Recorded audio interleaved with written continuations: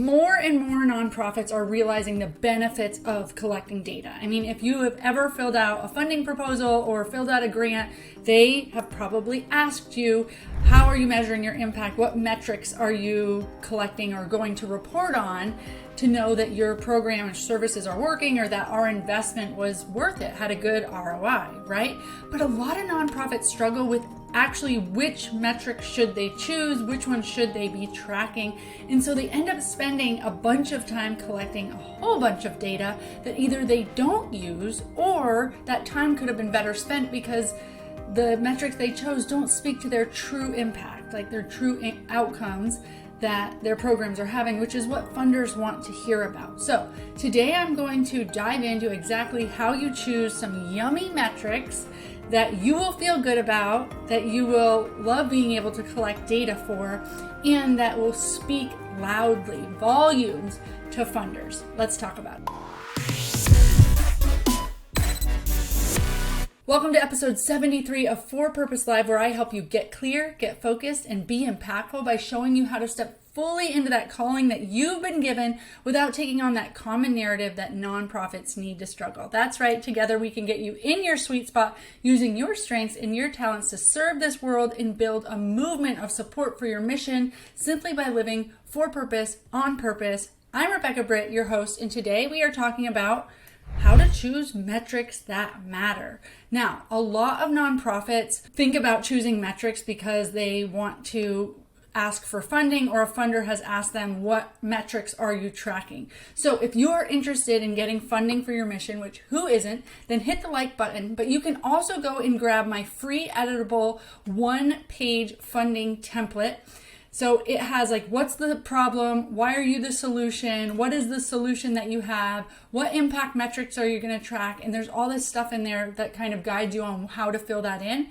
It's a Google Doc. You can edit it easily. forpurposelive.com/page. Okay, so let's start with the first thing you want to do to choose metrics that matter is start with purpose, right? We cannot start on what data we should collect unless we know the outcomes we want to have, right? So figure out, this could be your mission statement, but if this is like a specific program, like my program, Stable Moments, is developing life skills for foster and adopted youth. So we should probably measure if we developed life skills, right? I could measure a whole bunch of things. I could measure, did kids feel a sense of belonging at the farm? I could measure how many kids we served. I could measure how much revenue we brought in. If I'm saying that I'm developing life skills, if that is my purpose, then I ought to be measuring if I am developing life skills, okay? So think about, if you, whatever your mission statement is, or whatever the mission statement of your nonprofit or of your program and service that you're actually trying to evaluate is, what's the purpose of that? This could just be a webinar. Like maybe you're doing a training webinar and you wanted to evaluate it at the end, and you got some funding to do this training for providers or training for police officers or something. And the funder is going to want to know, like, how impactful was that?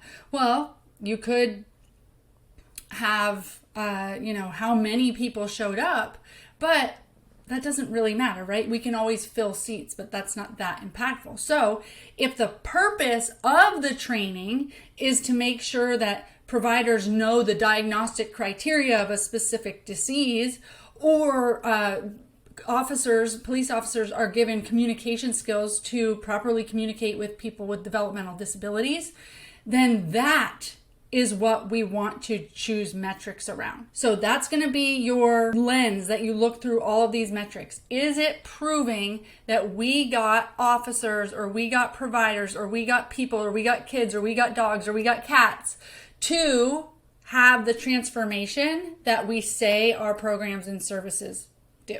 Okay, so the first thing you need to do is, like, what are the outcomes? What do you say your programs and services do?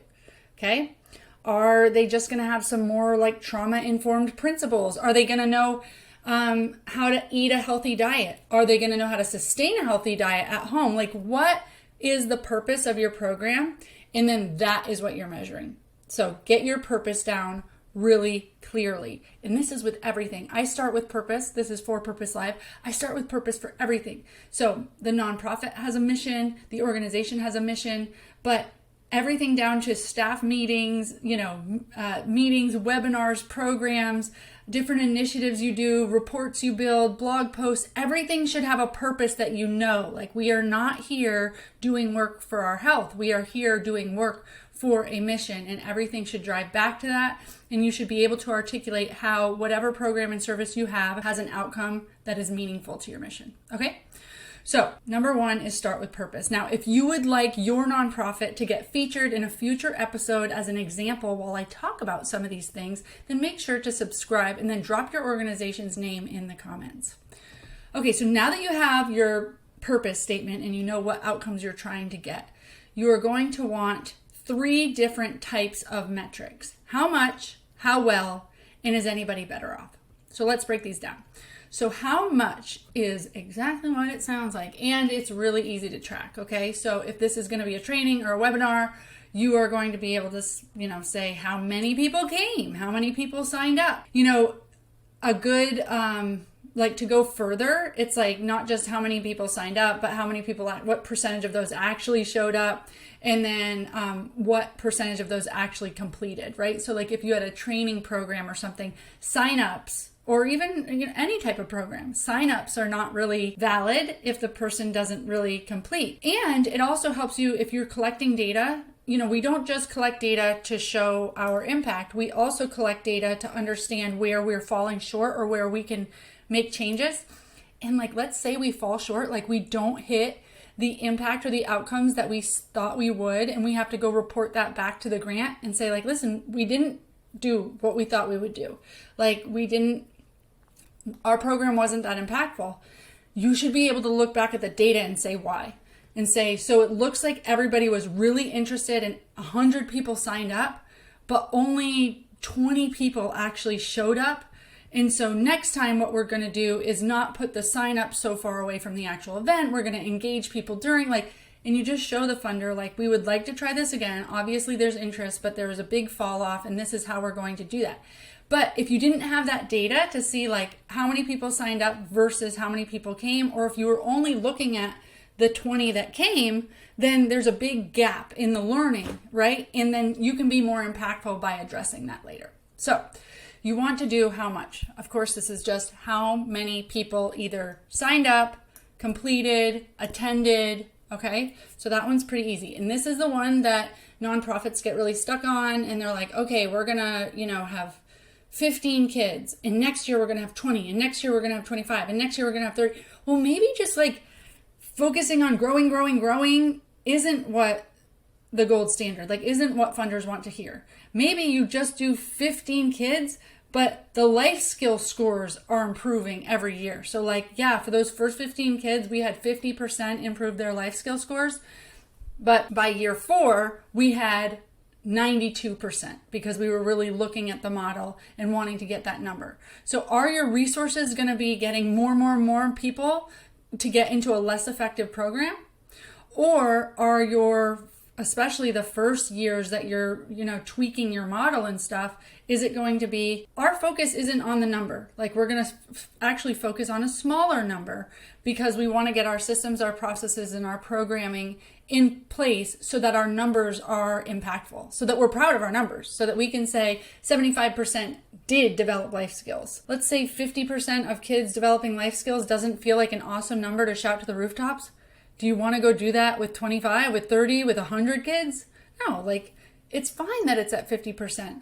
Let's work on the model, okay? So how much is an essential metric? Because we do want to know, is this 5, is this 25, is this 500, okay? Funders will always want to know, how many are we talking about? But that is not where you stop, and that's where so many nonprofits do stop. So the next metric is how well. Okay, so the how well this is usually a percentage of the how much. So let's say you had a 6-week support group or a 6-week training program. The how much is going to be how many people signed up for the training program. How well would be what percentage of those showed up every time. What percentage of those completed to the end.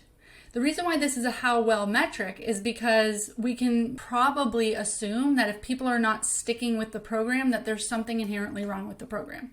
Now, you could be working with a very specific population, like kids in foster care or something, where it's like, no, they got moved out, or, they chose, it wasn't a choice. But if staying till the end of the programming and like opting in is a how well you're doing it, I know that there's a lot of people that work with veterans like in equine assisted learning fields. And one of the issues is like getting a veteran to commit for a certain amount of time. That's like something that they deal with. So they've shortened their time. They try to be as impactful as they can while they have the person. But I would not look at that as like, okay, I guess that's just how the population is. I would look at that as, how can I build a program that's impactful enough that this population wants to continue showing up?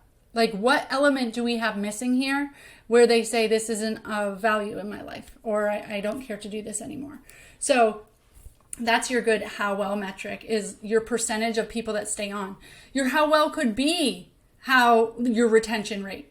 So let's say you have a certain amount of students, a certain amount of participants, and some stay for 1 week, some stay for 3 weeks, some stay for 10 weeks. What is it about those that stay for 10 weeks? What can we do that your retention rate could be a how well? A how well could also be like response time. So let's say you have a warm line, or somebody calls in for support and or emails in for support. Well, let's say you have a standard that every person that emails for support gets an email back within 48 hours.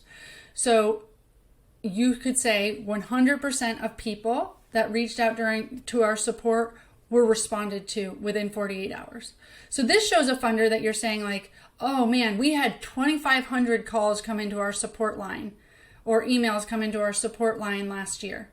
And this year we're thinking we're going to have even more with these certain things that are happening. Well, that's great. But if you can then say, because it doesn't matter, what if they don't even get responded to? What if, like, you can't even claim that much credit for all those people that are calling in? You can claim credit for your response and how powerful that response was for that person that was seeking support. So if you can say, we got 2,500 calls into our warm line last year, and 100% of them were answered within 48 hours.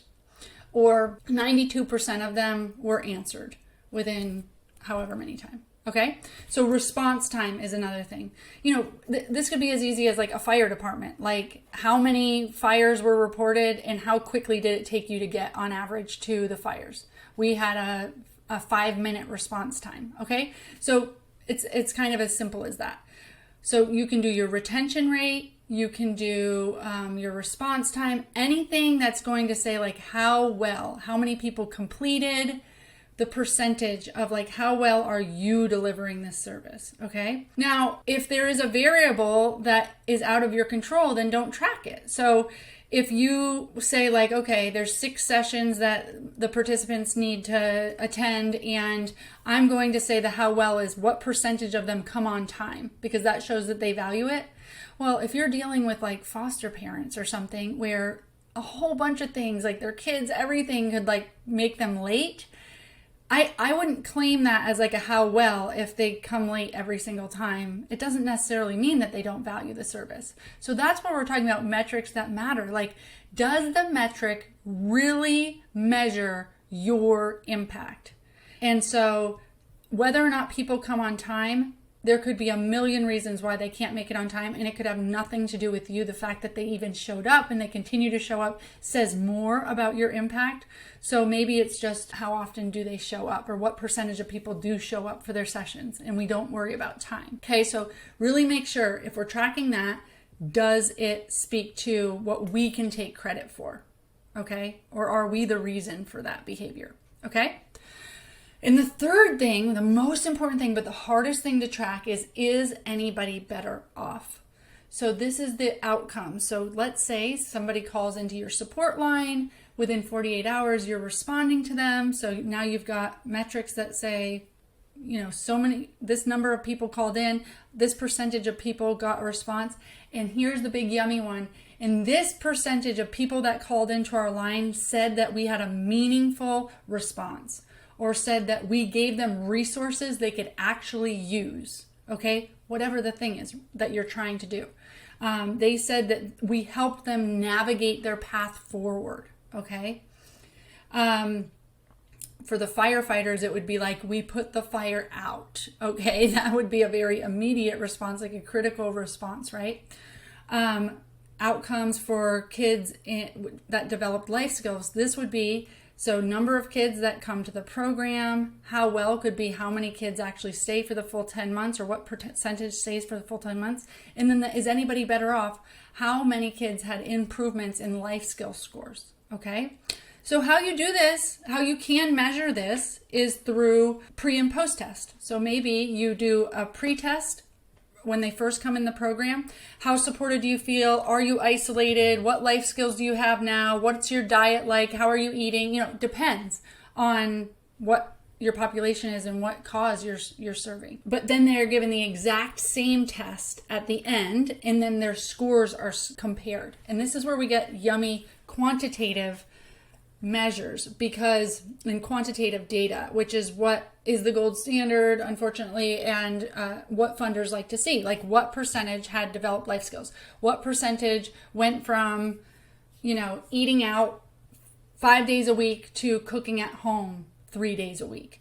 They want to see like the shift in behavior, the shift in outcomes. Okay. Now you can even go further than that and do longer term. So I love like 6-month follow-ups and 1-year follow-ups. So let's say that you did help somebody go from eating out at fast food 5 days a week to now they're cooking at home almost like 4 days a week. And let's say like 80% of your participants are cooking at home now. It's really impactful if you can go check in with them at 6 months or check in with them at a year, and like how many people continued to cook from home. Like what are the lasting impacts of your program?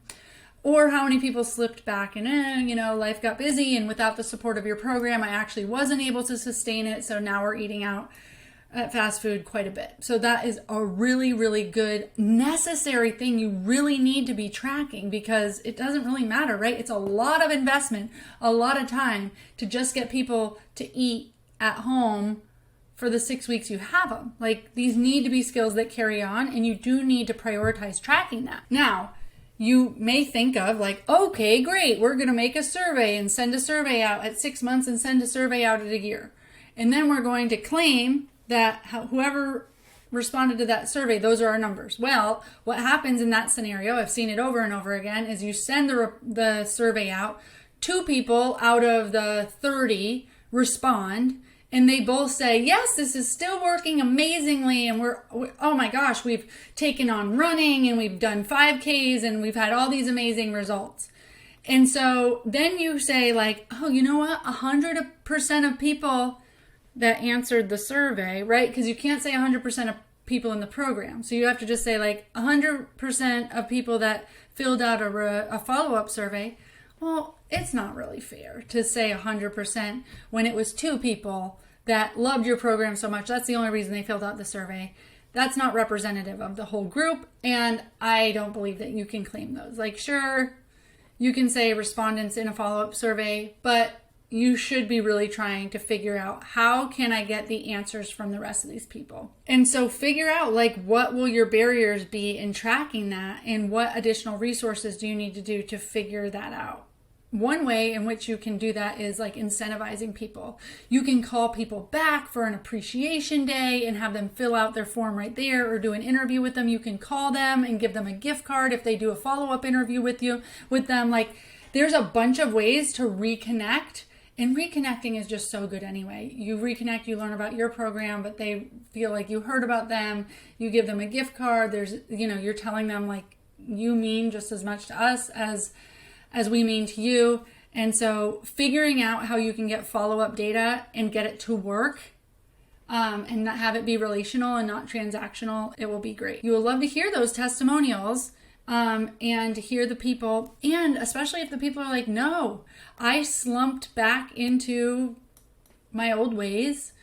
And then you quickly have like a structured interview protocol that you're following that says like, oh, okay, when they say that it didn't work or that they slipped back into their old ways, now we're collecting what were the barriers, what would have helped, what ongoing services could have we given, what follow-up services could we have given, so that we can ensure that these great outcomes we're getting, or these outputs, immediate outputs we're getting, can sustain themselves into long-term outcomes, okay? And your grant people, your funders love to see that, because you can say, listen, we actually have a 90% success rate of people improving as soon as they're done our program.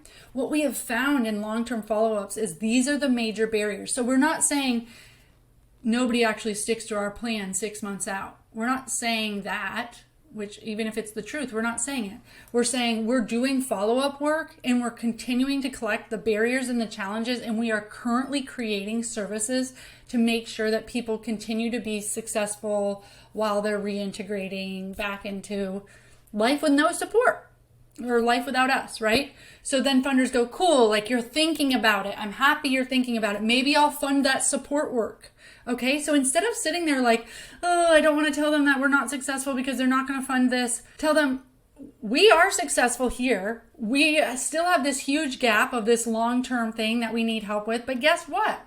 We have some ideas because we've been talking to the people and we understand some programming that would help. And guess what? We need money from you, more money now to do this thing. When you're talking to funders and supporters and donors, to talk about the gaps as if like we have the solution. Oh, we know what we could do to fix this data picture. We need you. And I'm going to sell you on, exactly what we need from you. Okay. But you can't sell people on exactly what you need from them if you haven't been collecting the data. So you want a how much, how well, and is anybody better off for any one of your programs. Don't get crazy. So many nonprofits get so crazy. They're like, oh, and we should figure out how many people are this and how many people are that and what's their married and divorced status and what's their gender and what's their ethnicity and what's their blah, blah, blah, blah, blah, and do they identify as this? And here's the rule. Do not collect it unless it means something. So unless you are going to exclude someone or include someone because of what they report, unless your funders are very specifically asking you to serve a particular population, then you can ask those questions. But like to know like, oh, I wonder if people liked it here. I wonder if people liked the facility. I wonder if people like our location. Is this location a good driving location? Are you changing locations? If everybody reported that it would be nicer if you were in the middle of the city, if that is not something that you are going to make a change to do, don't ask the question, okay? Don't ask it unless, based on the data, you would be willing to change the program, okay? So this is why I like how much, how well, and is anybody better off? Because you should be able to get some clear metrics that are just a couple things that you are tracking, because that's what donors don't want this huge list of metrics that they need to go through. Are you being impactful? Show me that you know how to evaluate the program.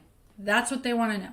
How much, how well, and is anybody better off? And then make sure as you are creating these that you can actually track the data.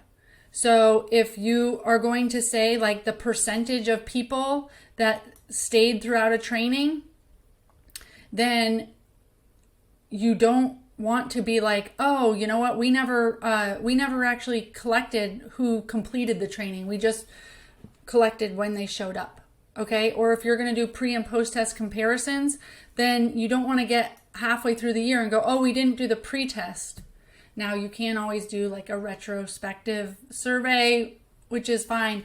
But I'm just saying, like when you create the metrics that you're going to use, you also need to create the systems and the processes that you are going to use to collect that data. Are you collecting the data? Response time on emails. Like maybe you just say that our standard is 48 hours response time. But how do you really know? Who's logging those? Are you going into a CRM and you're actually logging the support call and you're logging when did it come in versus when did I respond? Or is there just like a little box there that says responded within 48 hours? Check, yes. Okay. Then you also need to worry about like if people are being honest and the accountability to the method. So there should be a manager checking the data collection. Okay. So just think about what's it going to take to collect this data regularly. But if you're only collecting a few metrics, how much, how well, and is anybody better off, then you should be fine on that. Okay. Don't forget to go grab your free funding one-pager, completely editable template Google Doc at forpurposelive.com/page. Thank you so much for your service to this world. Until next time.